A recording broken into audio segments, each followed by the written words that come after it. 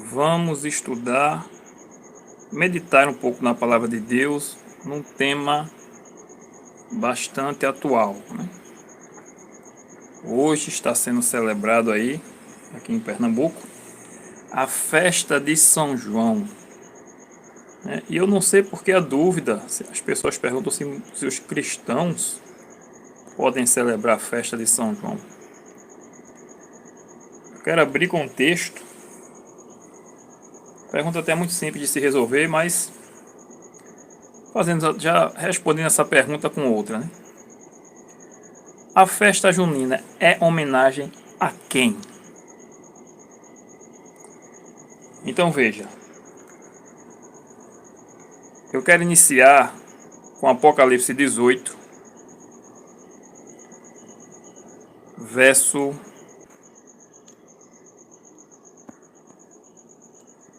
Então veja, Apocalipse 18,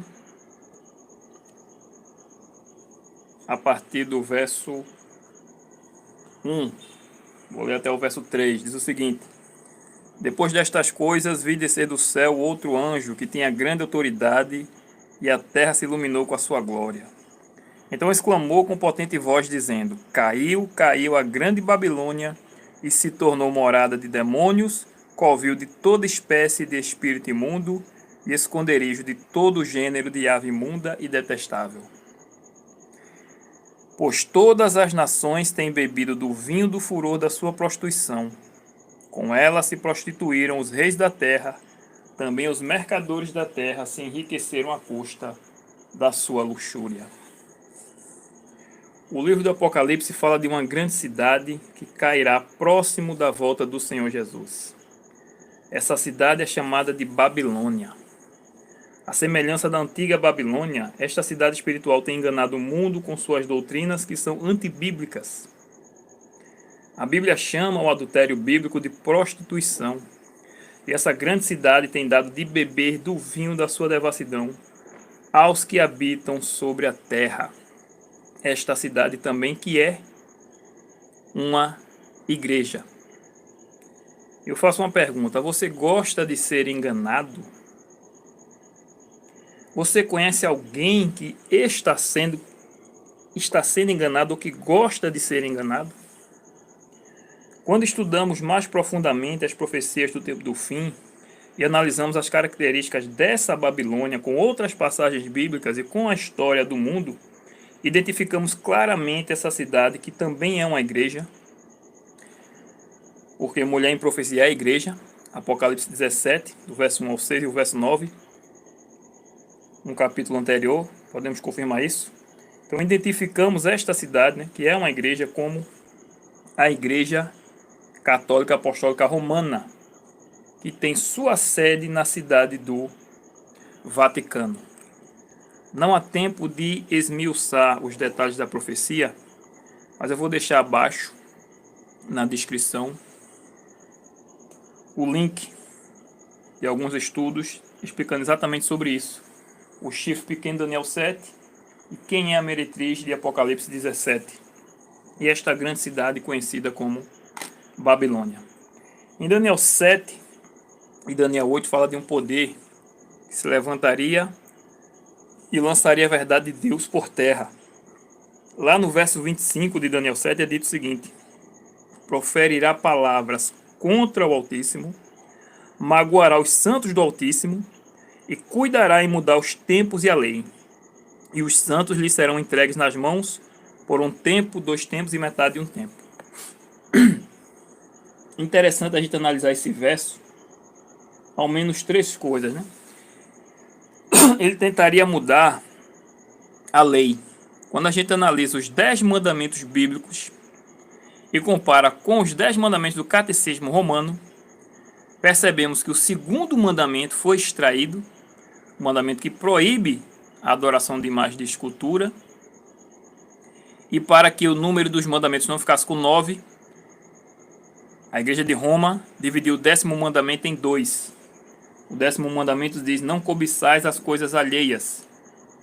A Igreja Católica dividiu em 2: não cobiçar a mulher do próximo e não cobiçar as coisas alheias.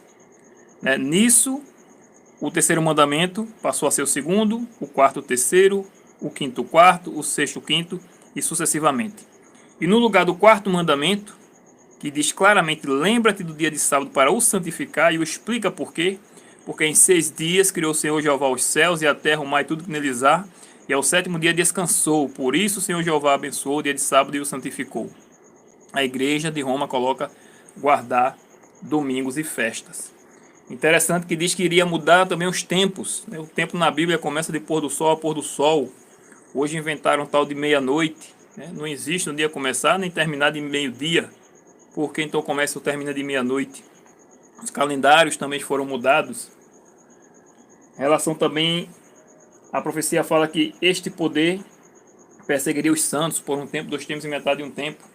Estudando mais a fundo, percebemos, juntamente com o Apocalipse 12, que esse povo seria perseguido por 1260 dias.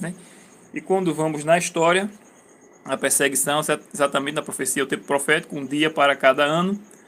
O povo foi perseguido do ano 538, quando o Papa passou a reinar, como líder religioso, mas também como líder civil, em Roma, e com a prisão do Papa Pio VI em 1798. Então, quando a gente faz essa contagem, dá exatamente 1260 anos. Agora a pergunta é, por que viva a São João? Por que essa festa em homenagem a São João? Onde é que tem na Bíblia você fazer festa em homenagem a qualquer um ou outro santo? A ligação entre São João e as festas juninas está ou estaria associada à colonização brasileira e à chegada dos portugueses no país. As festas na Europa estavam ligadas à comemoração da colheita e eram celebrações pagãs. Posteriormente, por volta do século XII ou XIII, o catolicismo passou a se apropriar e a inserir o tempo e os acontecimentos religiosos nessas festas. Tudo que é pagão, a Igreja Católica trouxe para dentro do cristianismo. Em relação à festa junina, as comidas típicas, a quadrilha, a fogueira, o que é que isso tem a ver com o Evangelho? Aliás, uma coisa tem a ver com o Evangelho, que são as fogueiras. Os cristãos e outras pessoas que não queriam se curvar às doutrinas da Igreja de Roma, eles eram lançados às feras, eram degolados, eram queimados à fogueira, queimados vivos. A única relação de fogueira com o cristianismo que tem é essa. Então tudo que é pagão a Igreja de Roma trouxe para o cristianismo. As festas, as estátuas, mudaram apenas os nomes dos deuses pagãos para o nome dos santos apóstolos. Apóstolos esses que a Bíblia relata que estão mortos. E mesmo que estivessem no céu, nenhum poder eles poderiam para ajudar a humanidade. Só Cristo salva, só Cristo tem poder, só dele vem o poder. Então veio as doutrinas falsas, tais como a alma separada do corpo, o inferno como um lugar de sofrimento eterno e a guarda do domingo no lugar do sábado. Que os evangélicos hoje, eles aceitam.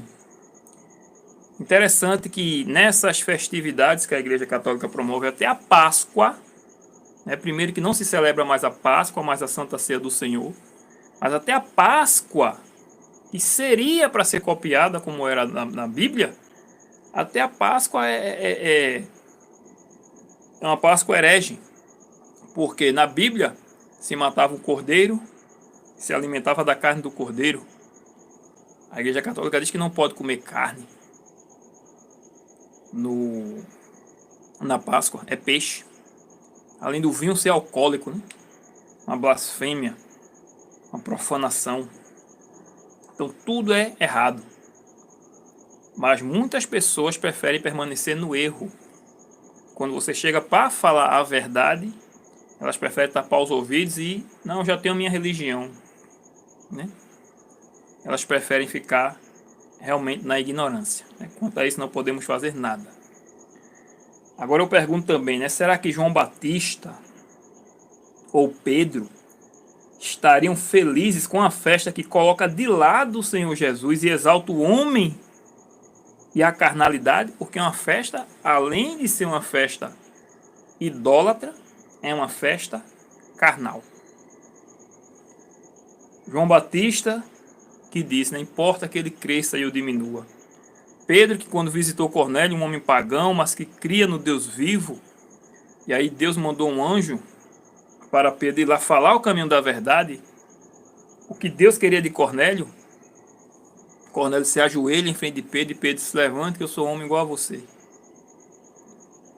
Então será que Pedro iria estar aceitando também uma festa dessa em homenagem a ele e não ao seu Deus? Então eu pergunto mais uma vez, a festa junina, ela é uma festa em homenagem a quem? Se não é a Jesus, por que a pergunta se um cristão pode participar de uma festa junina? Eu não estou falando da comida, porque a comida vem de Deus, o milho vem de Deus. As receitas saborosas que temos hoje, a canjica, a pamonha, eu fico espantado quando tem gente que diz que não gosta. Acho incrível alguém não gostar de uma coisa dessa, né? Mas vem de Deus. O problema está realmente na festa, em celebrar essa festa. 1 Pedro, capítulo 1, do verso 14 ao 19, diz o seguinte: como filhos da obediência, não vos amoldeis as paixões que tinhais anteriormente na vossa ignorância. Pelo contrário, segundo é santo aquele que vos chamou, tornai-vos santos também vós mesmos em todo o vosso procedimento, porque está escrito, sede santos porque eu sou santo. Santo é ser separado, é ser consagrado, devotado a Jesus Cristo. Não é alguém que tem poder, porque poder só quem tem é Jesus. Nós não temos poder algum. Nós não somos Deus, nós não somos santos como Deus, né? Mas nós podemos ser santos em nossa esfera. E é isso que o apóstolo Pedro pede. Ou seja, não se amolde as paixões que tinham anteriormente. Verso 17.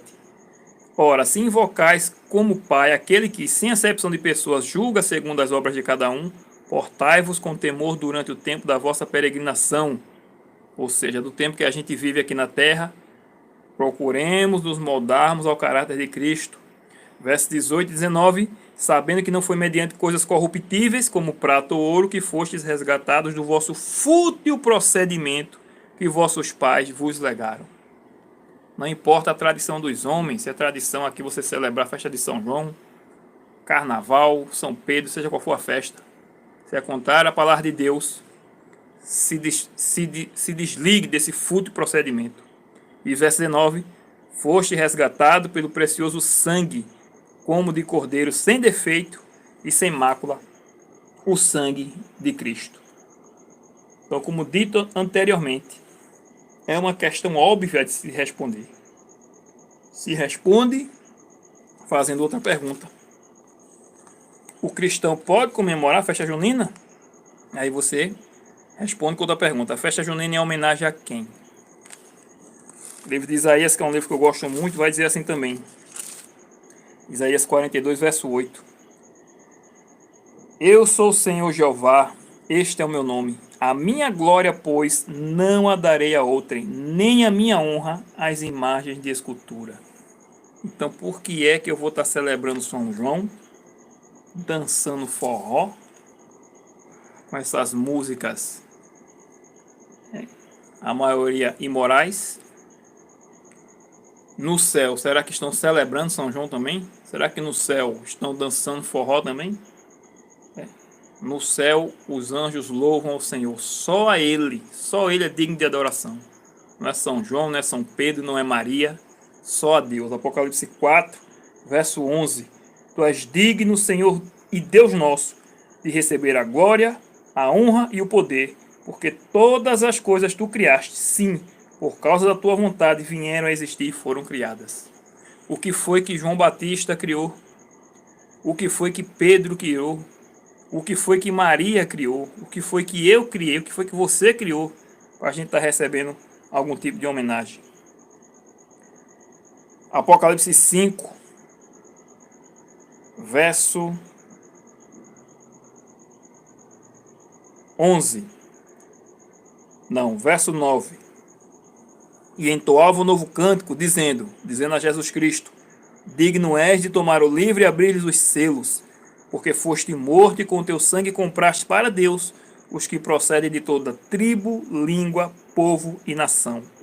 E para o nosso Deus os constituíste reino e sacerdotes, e reinarão sobre a terra. Vi e ouvi uma voz de muitos anjos ao redor do trono, dos seres viventes e dos anciãos, cujo número era de milhões e milhares de milhares, proclamando em grande voz. Veja que antes eles deram glória ao Pai, porque criou todas as coisas. Agora eles dão glória ao Filho, porque pelo sangue dele ele nos resgatou.